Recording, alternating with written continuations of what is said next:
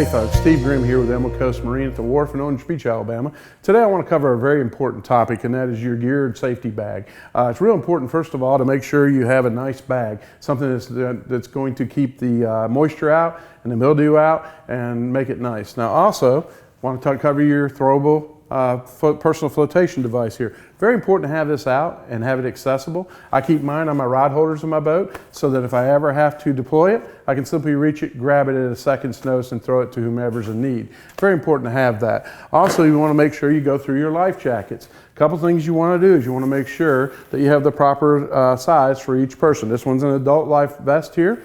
You want to make sure your attachment cord is fully deployed so that in the event of emergency, as you hand it out to people, they can easily adjust for their size. Very important to have that done. Again, it could save somebody's life, so very important. Next thing you want to probably go through is your fire extinguishers. Very important. If you don't have a mounted fire extinguisher, you keep it in your gear bag like a lot of people do.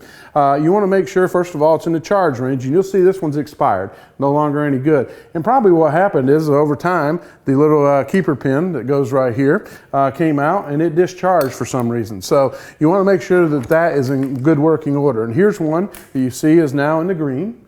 It's got the pin, the deployment pin in there. So likely this one's going to be good for a few years to come. But again, important to check these all the time. The next thing you want to do is you want to make sure your flares are in date. They have a date stamped right here on the flare. Very important to check those each time and make sure that they're operational, especially if you're going offshore.